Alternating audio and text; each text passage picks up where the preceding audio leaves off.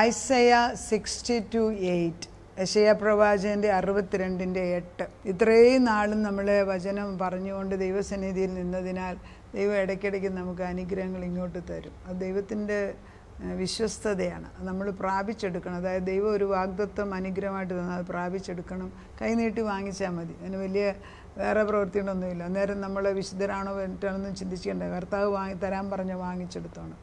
അത് കർത്താവിൻ്റെ വിശ്വസ്തത അധികമായിട്ട് നമ്മുടെ മേലേക്ക് ചൊരിയുകയാണ്. ദൈവവചനം എടുക്കാൻ ദൈവം അനുവദിക്കാതെ നമുക്കത് പറയാനും ഒക്കത്തില്ല. പക്ഷേ ദൈവവചനം പറയുന്ന പ്രതിഫലമുണ്ട് നിശ്ചയം. ആരിൽ നിന്ന്? ദൈവത്തിൽ നിന്ന്. യെശയ്യാ 62 വളരെ അനുഗ്രഹിക്കപ്പെട്ടതായൊരു അധ്യായമാണ്. 62:8 ഇപ്പം നമ്മളോട് ദൈവം പറഞ്ഞു, ഇനി ഞാൻ നിൻ്റെ ധാന്യം നിൻ്റെ ശത്രുക്കൾക്ക് ആഹാരമായി കൊടുക്കയില്ല. അപ്പോൾ ഇതിൻ്റെ അർത്ഥം എന്തുവാ? ഇതുവരെ നമ്മളുണ്ടാക്കിയതിൻ്റെ ഫലമെല്ലാം ശത്രുക്കൾ അനുഭവിക്കും. ശരിയല്ലേ? ഇത്രയെല്ലാം സ്ഥലങ്ങളിൽ നമ്മൾ അധ്വാനിച്ചുണ്ടാക്കിയിട്ട് അതിൻ്റെ അനുഭവം അനുഭവിക്കാൻ നേരത്ത് അവിടെയില്ല. നമ്മൾ എത്രയോ കഷ്ടപ്പെട്ട് ഒരു ബിസിനസ് ചെയ്ത് അതൊന്ന് പൊങ്ങി വരാൻ നേരത്ത് വേറൊരു ശത്രുവോട് വന്ന് വേറെണ്ണം തുടങ്ങും. തീർന്നില്ലേ? നമ്മൾ ചെയ്യുന്നതിനെതിരായിട്ട് വേറൊരാൾ ആരോപണം പറയും. തീർന്നില്ലേ? ഓരോ കാര്യങ്ങൾ നമ്മുടെ മക്കളുടെ വിവാഹം തൊട്ട് വേറൊരാൾ ചെന്ന് പുറകെ കൂടെ വന്ന് അത് മാറ്റിക്കളഞ്ഞു. നമ്മുടെ രോഗം അത് സൗഖ്യമാകാൻ സാധ്യതയുണ്ട്. ഉടനെ വന്ന് വേണ്ടാത്ത ഡോക്ടറിനെ കാണിച്ച് മരുന്ന് മാറ്റിക്കൊടുത്തു. അങ്ങനെ മരുന്ന് മാറി കഴിച്ചിട്ട് എത്ര പേർക്ക് പ്രശ്നങ്ങളുണ്ടാകുന്നുണ്ട് ഇല്ലേ? എന്തെല്ലാം തരത്തിൽ നടക്കുന്നു. അപ്പം ദൈവം നമ്മളോട് പറയുകയാണ്, ഞാൻ നിങ്ങളുടെ പ്രാർത്ഥന ഇതുവരെയുള്ള നിങ്ങളുടെ ഡെഡിക്കേഷൻ കണ്ടിരിക്കുന്നു. അതുകൊണ്ട് കർത്താവ് പറയുന്നു, ഇനി ഞാൻ നിൻ്റെ ധാന്യം നിൻ്റെ ശത്രുക്കൾക്ക് ആഹാരമായി കൊടുക്കുകയില്ല. നീ അധ്വാനിച്ചുണ്ടാക്കിയ വീഞ്ഞ് അന്യജാതിക്ക് കുടിച്ച് കളയില്ല എന്ന് യഹോവ തൻ്റെ വലങ്കയും തൻ്റെ ബലമുള്ള ഭുജവും തൊട്ട് സത്യം ചെയ്തിരിക്കുന്നു. ഉണ്ടോ?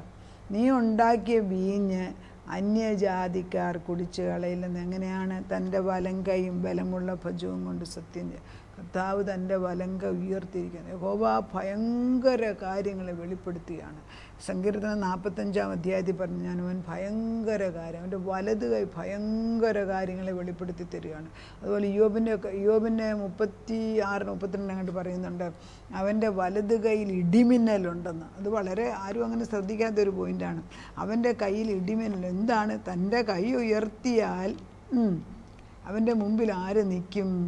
അതാണ് ദൈവത്തിൻ്റെ ശക്തിയുടെ മുമ്പിൽ ചോദ്യം ചെയ്ത് നിൽക്കാൻ നമുക്ക് ആർക്കും അവകാശമില്ല. മര്യാദയ്ക്ക് താണാൽ നമുക്ക് പ്രയോജനം. അല്ലെങ്കിൽ ഇത് തീയാണ്. ഒരു സൈഡിൽ ദൈവം അങ്ങേയറ്റം കൃപയാണേലും കർത്താവിൻ്റെ തീ ഇറങ്ങുന്നത് ദൈവത്തിൻ്റെ കോപമാണ്. ആ കോപത്തിൻ്റെ അടുക്ക് നമ്മൾ വന്ന് നിൽക്കരുത്. കർത്താവിന് നിർബന്ധമാണ് ദൈവത്തെ അറിയണം, നമ്മളെ സ്നേഹിക്കണം. 36-32 യോബിൻ്റെ. അവൻ മിന്നലുകൊണ്ട് തൃക്കായി നിറയ്ക്കുന്നു, പ്രതിയോഗിയുടെ നേരെ അതിനെ നിയോഗിക്കുന്നു. എന്താണ്? അവൻ്റെ കൈ അങ്ങോട്ടൊന്ന് ഉയർത്തുമ്പോൾ കർത്താവിൻ്റെ മിന്നൽ അതിൽ നിന്ന് വരും. അത് നേരിട്ട് നയിക്കുന്നതാണ് പ്രതിയോഗം. നിനക്കെതിരായി വരുന്ന ഒരായുധവും ഫലിക്കയില്ല. ഇന്ന് വരെ അവൻ നിനക്കെതിരായിട്ട് കളിച്ചു, പക്ഷേ ഇന്നു മുതൽ എൻ്റെ വലത് കൈ ഞാൻ പൊക്കിക്കഴിഞ്ഞു. ഈ വലത് കൈ കർത്താവിൻ്റെ ഒന്ന് പൊക്കുക എന്ന് പറയുമ്പോഴത്തേക്ക് സ്വർഗത്തിലുള്ള ദൂതഗണങ്ങളും വിശുദ്ധന്മാരും അവർക്കെല്ലാം അതിശയം വരും. കാരണം ദൈവം ഒരാൾക്ക് വേണ്ടി തൻ്റെ കൈ ഉയർത്തി സ്വർഗത്തിൽ അതിൻ്റെ മാറ്റം ഇവിടെ കൊള്ളുകയാണ്. അതിൻ്റെ പ്രവർത്തനം ഈ ഭൂമിയിൽ കാണും. അതുകൊണ്ട് ഇസഹാക്ക് വിതച്ചത് വെള്ളമുള്ളപ്പോഴൊന്നും അല്ല, മരുഭൂമി, വെള്ളമില്ലാത്ത സമയത്ത് 100 മേനിയായിട്ട്. അങ്ങനെ ആരെങ്കിലും 100 മേനി എടുത്തിട്ടുണ്ടോ? ഇല്ലല്ലോ. എത്രയോ ടെക്നോളജി ആയിട്ട് 100 മേനി എടുക്കാൻ നമുക്ക് അറിഞ്ഞുകൂടാ. ദൈവം പറയുന്നത് ദൈവം ഒരാളെ അനുഗ്രഹിച്ചാൽ അത് അനുഗ്രഹിച്ചത് തന്നെ. അവരെ നീ ഉണ്ടാക്കിയ വീഞ്ഞ് വല്ലവരും കുടിക്കുകയല്ലായിരുന്നു, അതും അന്യജാതികൾ എടുത്തുകൊണ്ട് പോവുക. എത്ര അധ്വാനിച്ച് കഷ്ടപ്പെട്ടിട്ടാണ് നമ്മൾ ഒരു വീഞ്ഞുണ്ടാക്കി. എത്ര നേരം മുന്തിരി ഉണ്ടാക്കി, മുന്തിരി തോട്ടത്തിൽ അത് പരിചരിച്ച്, മുന്തിരി ഉണ്ടാക്കി അതെടുത്ത് മാറ്റിവെച്ച് ശുദ്ധീകരിച്ച് അത് പാക്ക് ചെയ്ത് സൂക്ഷിച്ച് എത്രയോ വർഷങ്ങൾ ഇരുന്നിട്ടാണ് ഒരു വിൻറ്റേജ് ഉണ്ടാകുന്നത്. അതൊക്കെ വല്ലവരും എടുത്തുകൊണ്ട് പോവുക. ഇനി ഞാൻ നിൻ്റെ ധാന്യം നിൻ്റെ ശത്രുക്കൾക്ക് ആഹാരമായി കൊടുക്കുകയില്ല. നീ അധ്വാനിച്ചുണ്ടാക്കിയ വീഞ്ഞ് അന്യജാതിക്കാർ കുടിച്ച് കളയുകയില്ല എന്ന് യഹോവ തൻ്റെ വലങ്കയും തൻ്റെ ബലമുള്ള ഭുജവും കൊണ്ട് സത്യം ചെയ്തു. തൻ്റെ വലങ്കൈ തൊട്ട് സത്യം ചെയ്യാൻ അവനെക്കാട്ടിൽ ഉന്നതനായിട്ട് വേറൊരാൾ സത്യം ചെയ്യാൻ ഇല്ലാത്തതിനാൽ അവനെക്കൊണ്ട് തന്നെ സത്യം ചെയ്തു. നമ്മൾ പറഞ്ഞിട്ടില്ലേ, എൻ്റെ അപ്പനാണ്, എൻ്റെ അമ്മയാണ് എന്നൊക്കെ ആളുകൾ പണ്ട് പറയുമായിരുന്നല്ലോ. അതിപ്പോൾ ഞാനധികം കേൾക്കാറില്ല. പക്ഷേ സത്യം ചെയ്യുമ്പോൾ ദൈവം തൻ്റെ നാമം തന്നെ ഉപയോഗിച്ച് സത്യം ചെയ്തെങ്കിൽ അതിന് മാറ്റമില്ല. കർത്താവ് പറയുന്നത് അതിനെ ശേഖരിക്കുന്നവർ തന്നെ അത് ഭക്ഷിച്ച് യഹോവയെ സ്തുതിക്കും. അതിനെ സംഭരിച്ചവർ തന്നെ എൻ്റെ വിശുദ്ധ പ്രാകാരങ്ങൾ വെച്ച് അത് പാനം ചെയ്യും. ദൈവം നമ്മുടെ അധ്വാന ഫലം നമുക്ക് തരാൻ തീരുമാനിച്ചു. മനുഷ്യനല്ല, ദൈവം. അവയെ അങ്ങനെ തന്നെ പ്രാർത്ഥിക്കണം. നമ്മുടെ കൃഷി സ്ഥലങ്ങളിൽ നമ്മുടെ മക്കൾ നമ്മുടെ അവകാശമാണ്, നമ്മുടെ അധ്വാന ഫലമാണ്. നമ്മൾ കാത്തു നോക്കി വളർത്തിയെടുത്ത കുഞ്ഞുങ്ങളുടെ അനുഗ്രഹം നമുക്കും കൂടെ അനുഭവിക്കാൻ ദൈവം ആഗ്രഹിക്കുന്നു. അതവനങ്ങ് പൊയ്ക്കോട്ടെ, നമ്മൾ പറയത്തില്ലയോ അവനങ്ങ് സന്തോഷിച്ചാൽ മതി, അങ്ങനെ ആയിക്കോട്ടെ. അങ്ങനെയല്ല പറയേണ്ടത്. അവർക്ക് കിട്ടുന്ന സന്തോഷത്തിൻ്റെ ഒരു ഭാഗം എനിക്കും കൂടെ തരാൻ ദൈവമേ നീ അനുവദിക്കും. അത് പകർച്ചയാണ്, അങ്ങോട്ടും ഇങ്ങോട്ടും കൊടുക്കാൻ. അത് പലപ്പോഴും നമുക്കൊരു സാധനം കൊണ്ടുവരുമ്പോൾ ഇടമോനെ വേണ്ടായിരുന്നു, അങ്ങനെയല്ല പറയേണ്ടത്. ഇത് കൊണ്ടുവന്നതിൽ ഞാൻ സന്തോഷിക്കുന്നു, അങ്ങനെ പറയാനുള്ള വിനയമായിട്ടുണ്ടോ? നമുക്കൊക്കെ ഒത്തിരി ഫോൾസായിട്ടുള്ള ടീച്ചിങ് ഉണ്ട്. ഫോൾസ് പ്രൈഡ് എന്ന് പറയും. സ്വന്തം മകൻ അത് കൊണ്ടുവന്നത് അതൊരു അനുഗ്രഹമായിട്ട് പറയാൻ ദൈവകൃപ വേണ്ടേ?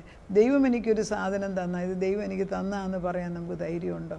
എൻ്റെ ദൈവത്തിൻ്റെ ദാനമാണ് എന്ന് നമ്മൾ പറയാറുണ്ട് നമ്മുടെ മക്കളെക്കുറിച്ച്. ഇവൻ എൻ്റെ ദൈവത്തിൻ്റെ ദാനമാണ്, ഇവർ ദൈവത്താൽ അനുഗ്രഹിക്കപ്പെട്ടു, ഇവരുടെ സന്തതികൾ അനുഗ്രഹിക്കപ്പെട്ടിരിക്കുന്നു. അത് യെശയ്യാ 54:13 ഇവർ യഹോവയാൽ ഉപദേശിക്കപ്പെട്ടവർ അവരുടെ സമാധാനം വലിയതുമായിട്ട്. ഇതൊക്കെ ദൈവം നമ്മളെ ഇങ്ങോട്ട് പറഞ്ഞ് അനുഗ്രഹിക്കുമ്പോൾ അത് നമുക്ക് വരികയാണ്. എന്നിട്ട് കർത്താവ് പറയുന്നത്, അതിനെ സംഭരിച്ചവർ തന്നെ വിശുദ്ധ പ്രാകാരം വെച്ചത് പാൻ കടപ്പീൻ. വാതിലുകൾ ദൈവം വാതിൽ തുറന്നു തരികയാണ്. ഇതുവരെ തുറക്കാത്ത ചില മുറികൾ നമുക്ക് വേണ്ടി അപ്പച്ചൻ തുറന്ന് കടപ്പീൻ. അപ്പച്ചന് നമ്മൾ ദൈവം ഒരു പൂട്ടിട്ടാൽ മുദ്രയിട്ട് ആർക്കും അത് മാറ്റാനൊക്കത്തില്ല. നമുക്ക് വെളിപാടിനകത്ത് അറിയാമല്ലോ, ഈ മുദ്ര ആര് പൊട്ടിക്കുമെന്ന് ചോദിച്ച് യോഹന്നാൻ കരയുന്നൊരു ഭാഗമുണ്ട്. മുദ്രയൊന്നും ഒരു മനുഷ്യർക്ക് തൊടാനൊക്കത്തില്ല. മുദ്ര ഉടമസ്ഥൻ്റെ അവകാശത്തെയാണ് കാണിക്കുന്നത്. അപ്പോൾ ഈ മുദ്ര പൊട്ടിച്ചാൽ ഈ വാതിൽ തുറന്ന് നമുക്ക് വേണ്ടി തരുന്ന ദൈവം എത്രയോ വിശ്വസ്തനാണ്. അവൻ നമ്മളോട് പറയുന്നത് എന്താണ്?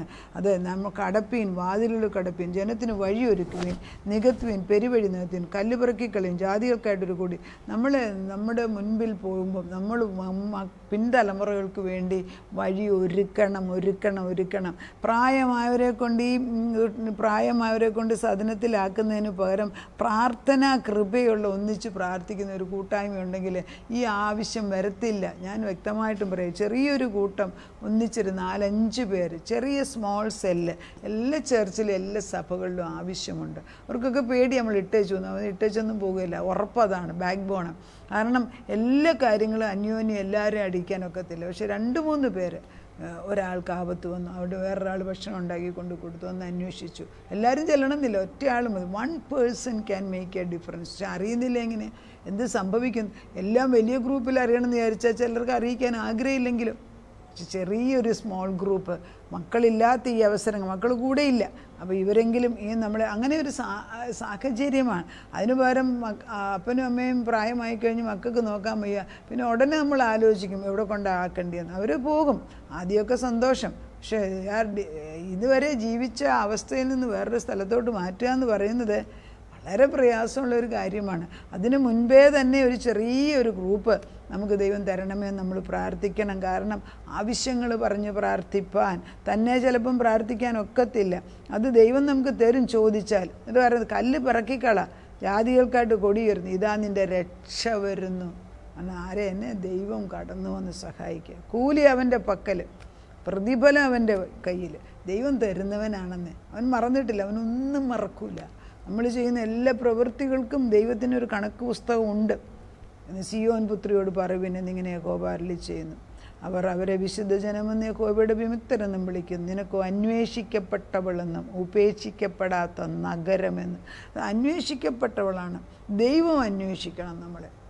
സാറായുടെ ഗർഭപാത്രം അടഞ്ഞിട്ട് എത്രയോ വർഷങ്ങളായി, 90 വയസ്സ് വരെ മക്കളില്ലാതെ, ഉണ്ടാകുമെന്ന് വാഗ്ദത്തം കേട്ട് നോക്കിയിരിക്കുന്ന സ്ത്രീയാണെന്ന് ഓർക്കണം. അതിൻ്റെ ഓർക്കുണ്ടായിരുന്നതിനും പോട്ടെ, ഇസ്മായേലിനെ ഉണ്ടാക്കി ആഗാറിൽ കൂടെ. എന്നിട്ട് വല്ല സമാധാനം കിട്ടുകയില്ല. ലാസ്റ്റിൽ ദൈവം ഇറങ്ങി വന്നു, പുതാപുത്ര പരിശുദ്ധാത്മാവ് കടന്നു വന്നിട്ട് അവരെ പേർ ചൊല്ലി വിളിച്ചിട്ട് അവളെ അന്വേഷിക്കുന്നവൾ. അതാണ് അവിടെ പറയുന്നത്. ഈ യെശയ്യാ 62 മുമ്പിൽ പറയുന്നുണ്ട്, യഹോവയുടെ കായ് കൽപ്പിക്കുന്ന ഒരു പുതിയ പേര് നിന്നെ വിളിക്കും. സിയോനെക്കുറിച്ച് ഞാനിനിയും ഉണ്ടായിരിക്കത്തില്ല, ഞാൻ പറയാൻ പോവുക. പുതിയ പേര് ഞാൻ നിന്നെ വിളിക്കും. യഹോവയുടെ കയ്യിൽ നീ ഭംഗിയുള്ള കിരീടം, നിൻ്റെ ദൈവത്തിൻ്റെ കയ്യിൽ രാജമുടി. കർത്താവിൻ്റെ കയ്യിലാണ് നമ്മൾ കിരീടം. അത് ദൈവം തൻ്റെ ഭംഗിയുള്ള കിരീടമായിട്ട് നമ്മളെ ആക്കണമെങ്കിൽ നമ്മൾ എന്തുമാത്രം മാനിക്കുന്നുണ്ട് ഇല്ലേ? ദൈവം പോലും നമ്മൾ ഈ യോബിൻ്റെ ബുക്കിൽ വായിക്കുന്നുണ്ട്. യോബിനെ കാണുമ്പം പിശാച് ഇടയ്ക്കിടയ്ക്ക് കയറി ചെല്ലും. അപ്പോൾ പിശാചിനോട് ദൈവം, എന്താ നീ അവനെ നോട്ടം ഇട്ടിട്ടുണ്ടോ? യോബിനോളം നല്ലവൻ വേറൊരാളില്ല എന്ന് ദൈവം നല്ല കിരീടം പോലെ, അല്ലെങ്കിൽ തലയിൽ കൈ കൊണ്ടു നടക്കുന്ന ഒരു ആഭരണം പോലെ പറഞ്ഞു. അത് കഴിഞ്ഞിട്ടാണ് പരീക്ഷണങ്ങൾ വരുന്നത്. ഈ പരീക്ഷണങ്ങളിലെല്ലാം ആരെല്ലാം തോറ്റെങ്കിലും യോബ് തോറ്റില്ല. യോബ് ദൈവത്തിന് വേണ്ടി തന്നെ ഉറച്ചു നിന്നു. യോബിനെക്കുറിച്ച് ദൈവത്തിന് അറിയാമായിരുന്നു. ദൈവത്തിന് യോബിനെക്കുറിച്ച് അറിയാമായിരുന്നു. യോബ് ദൈവത്തെക്കുറിച്ച് അറിയുന്നത് വാസ്തവം. പക്ഷേ നമ്മളെ അറിയുന്നുണ്ടോ ദൈവം? ആകെ ദൈവത്തിൻ്റെ അടുക്കലാണോ നമ്മൾ നിൽക്കുന്നത്? അതുകൊണ്ട് എന്നാ പറയും, നിന്നെ ഇനി അസൂബ അല്ലെങ്കിൽ ത്വക്ത എന്ന് വിളിക്കയില്ല, നിൻ്റെ ദേശത്തെ ശൂന്യ എന്ന് അല്ലെങ്കിൽ ഷമാമ എന്ന് പറയില്ല, നിനക്ക് എസ്ബീബ ഇഷ്ട എന്നും നിൻ്റെ ദേശത്തിന് വിവാഹസ്ഥ ബെയൂല എന്നും പേര്, പുതിയ പേരിട്ട് കണ്ടോ. ഇങ്ങനെയാണ് ദൈവം നമ്മളെ അനുഗ്രഹിക്കുമ്പോൾ പുതിയ പേര്. ദൈവം നമ്മളെ ജീവൻ വെപ്പിക്കും, പുതിയ ജീവൻ തരും. കർത്താവ് നമുക്ക് സൗഖ്യം തരും, പൂർണ്ണ സൗഖ്യം തരും. ഇതൊക്കെ ദൈവത്തിൻ്റെ അബ്സല്യൂട്ട് ട്രൂത്ത്സ് എത്രമാത്രം പ്രാപിച്ചെടുക്കും എന്നുള്ളത് സത്യം നമ്മൾ അറിയണം. അത് കഴിഞ്ഞിട്ട് ഈ 5-ാം വാക്യം, യൗവനക്കാരൻ കന്യകയെ വിവാഹം ചെയ്യുന്നത് പോലെ നിൻ്റെ പുത്രന്മാർ നിന്നെ വിവാഹം ചെയ്യും. മണവാടൻ മണവാട്ടിൽ സന്തോഷിക്കുന്ന പോലെ നിൻ്റെ ദൈവം നിന്നിൽ സന്തോഷിക്കും. അപ്പം ദൈവം തൻ്റെ ആൺമക്കളെ കൊണ്ട് തൻ്റെ അമ്മമാരെ മാനിപ്പിക്കുകയാണ്. അത് ഭാര്യ ഭർത്താവിൻ്റെ നിലയല്ല ഉദ്ദേശിക്കുന്നത്. നമ്മളെ അത്രമാത്രം മാനിക്കുന്ന മക്കളായി മാറുകയാണ് അവർ. നമുക്ക് അവർ പ്രയോജനമുള്ളവരായി മാറുകയാണ്. യെരൂശലേമേ, ഞാൻ നിൻ്റെ മതിലുകളിന്മേൽ കാവൽക്കാരെ ആക്കിയിരിക്കുന്നു. വളരെ പ്രധാനപ്പെട്ടൊരു അവർ രാവോ പകലോ ഒരിക്കലും ഉണ്ടാതിരിക്കുകയില്ല. യഹോവയെ ഓർപ്പിക്കുന്നവരെ നിങ്ങൾ സ്വസ്ഥമായിരിക്കരുത്. അവൻ യെരൂശലേമിനെ യഥാസ്ഥാനപ്പെടുത്തുവോളും ഭൂമിയിൽ അതിനെ പ്രശംസാ വിഷയമാക്കുവോളം അവന് സ്വസ്ഥത കൊടുക്കുകയേ അരുത്. യെരൂശലേമിനെ യഥാസ്ഥാനപ്പെടുത്തണം. യെരൂശലേമിനെ കുറിച്ച് ദൈവത്തിനൊരു പദ്ധതിയുണ്ട്, അതിൽ കൊണ്ടുവരണം. പ്രശംസാ വിഷയം നമ്മുടെ കുഞ്ഞുങ്ങളെക്കുറിച്ച്, നമ്മുടെ കുടുംബത്തെക്കുറിച്ച്, നമ്മുടെ പ്രവൃത്തി മണ്ഡലങ്ങളെക്കുറിച്ച് ദൈവത്തിനൊരു പ്രശംസാ വിഷയമാക്കുന്നിടം വരെ സ്വസ്ഥത കൊടുക്കരുത്. മനുഷ്യനോടല്ലല്ലോ പറയുന്ന ദൈവത്തോട്. നമ്മുടെ പ്രാർത്ഥന കേൾക്കുന്ന ദൈവം ഉത്തരം തന്നിട്ട് ഇനി നിന്നെ ഞാൻ മാനിക്കാൻ പോവുകയാണ്. ആ ദൈവത്തിൻ്റെ മാനം നമ്മൾ വരുമ്പോൾ വിനയത്തോടെ വാങ്ങിച്ചെടുക്കുക. നാഥ, പ്രാർത്ഥനയ്ക്കായിട്ട് കടന്നു വരണം. നിൻ്റെ സംഗതിയിലേക്ക് ഞങ്ങൾ കടന്നു വരുമ്പം വെറും കയ്യോടെ കടന്നു വരണം. എന്നെ സ്തുതിച്ച് സ്തോത്രം ചെയ്ത് സ്തുതി സ്തോത്രം സ്തുതി സ്തോത്രം സ്തുതി സ്തോത്രം എന്ന അധരഫലമാണ് പുതിയ നിയമത്തിൽ ആഗ്രഹിക്കുന്നത്. ഇസ്രായേലിൻ്റെ സ്തുതികളിന്മേൽ വസിക്കുന്നവനായ ദൈവത്തെ പുകഴ്ത്താൻ ഞങ്ങളെ പഠിപ്പിക്കണേ. നിൻ്റെ ദാസി നിൻ്റെ ഇഷ്ടം പോലെ സംഭവിക്കട്ടെ എന്ന് കന്യാമറിയം പറയണമെങ്കിൽ അതുപോലെ ആത്മനിറവുണ്ടായിട്ട് കർത്താവേ, ഇന്ന് നീ ഞങ്ങളോട് സംസാരിക്കുമ്പോൾ ഞങ്ങൾ കേൾക്കുന്നുണ്ടോ? ഞങ്ങളോട് ഹൃദ്യമായിട്ട് സംസാരിക്കുമെന്ന് ഞങ്ങളെ അറിയുന്നുണ്ടോ? കർത്താവേ, ഞങ്ങളെ വിവാഹസ്ഥയെന്ന് ഇഷ്ടമായെന്നും വിളിക്കുവാൻ തക്ക എനിക്ക് മനസ്സിലായി. മനസ്സലിവ് തോന്നിയതിന് നന്ദിയോടെ സ്തോത്രം കർത്താവേ. നീ പറയുന്നുണ്ടല്ലോ സിയോനെക്കുറിച്ച് ഇനി നീ മിണ്ടാതിരിക്കത്തില്ലെന്ന്. ഞങ്ങളെ യഥാസ്ഥാനപ്പെടുത്തുവോളം നിൻ്റെ സന്നിധിയിൽ എങ്ങനെ പ്രാർത്ഥിക്കണം, ആര് പ്രാർത്ഥിക്കണം, എപ്പോൾ പ്രാർത്ഥിക്കണം ഒക്കെ നീ ഞങ്ങളെ പഠിപ്പിച്ചെടുക്കണം കർത്താവേ. നിൻ്റെ സന്നിധിയിലെല്ലാം ചന്തോചിതം മനോഹരമായിട്ട് പ്രവർത്തിക്കുന്ന ഒരു ദൈവം. അന്ത്യം അറിഞ്ഞുകൊണ്ട് തന്നെയാണ് ദൈവം ഞങ്ങളുടെ മുമ്പിൽ നിൽക്കുന്നത്. നല്ലവനായ ദൈവത്തിൻ്റെ ആത്മാവ് പറയുന്നത്, കർത്താവേ, നീ ഞങ്ങളെ പ്രവാസികളാകുന്ന ഞങ്ങളെ വിടുതൽ തരുമ്പോൾ, സിയോൻ്റെ പ്രവാസികളെ വിടുവിക്കുമ്പോൾ സ്വപ്നം കണ്ടവരെ പോലെ സന്തോഷിച്ചുകൊണ്ട് തലമുറകൾ കയറി വരട്ടെ അപ്പിച്ച കയറുക കൊണ്ടുവന്നാട്ട് അപ്പിച്ചൻ അവരെ കൈക്ക് പിടിച്ച് കൊണ്ടുവരുന്നു. നാഥൻ്റെ വലിയ സ്നേഹത്തിന് മുമ്പിൽ കമന്ന് കിടന്ന് സാഷ്ടാംഗമണഞ്ഞ് സ്തുതിക്കുന്നു. നന്മയുടെ ഉറവിടമായ ദൈവത്തിൻ്റെ വിശുദ്ധി കൊണ്ട് പരിശുദ്ധാത്മാവിനെ കൊണ്ടവരെ നിറയ്ക്കണമേ. നേർവഴിക്ക് അവർ നടക്കട്ടെ. പക്ഷെ അവരുടെ അധ്വാന ഫലം തുള്ളനും വെട്ടിക്കുളി നീ അയച്ച മഹാസംഹാരൻ, മഹാദുഷ്ടനായ ഈ സൈന്യങ്ങളെല്ലാം മാറ്റിയിട്ട് ദൈവത്തിൻ്റെ അനുഗ്രഹം കൊണ്ട് തലമുറകളെ നിറയ്ക്കണം. അത് വാങ്ങിച്ചെടുക്കാനുള്ള ഹൃദയം അവർ കൊടുക്കണമേ. ഇന്ന് വരെ നഷ്ടപ്പെട്ടതെല്ലാം എൻ്റെ കർത്താവ് 7 ഇരട്ടിയായിട്ട് തിരിച്ചു തരാൻ വിശ്വസ്തനായ ദൈവത്തിൻ്റെ മുമ്പിലേക്ക് വിഷയം ഏൽപ്പിക്കുന്നു. തലമുറകളുടെ ഐശ്വര്യം, കൊച്ചുമക്കൾ, പ്രായം ചെന്നവരുടെ വല്യപ്പച്ചൻ്റെയും വല്യമ്മച്ചരുടെയും കിരീടമാണെന്ന് നീ പറയുന്നു. ഇതൊക്കെ ഞങ്ങളുടെ അവകാശമാക്കി തരുന്ന ദൈവം നീയാകെ ഞങ്ങൾ നിന്നെ സ്തുതിക്കുന്നു. നാഥൻ, പ്രാർത്ഥന കേട്ട് ഞങ്ങൾക്ക് ഉത്തരം തന്നതിന് നന്ദി. യേശുക്രിസ്തുവിൻ്റെ പൊന്നുനാമത്തിൽ തന്നെ, ആമേൻ.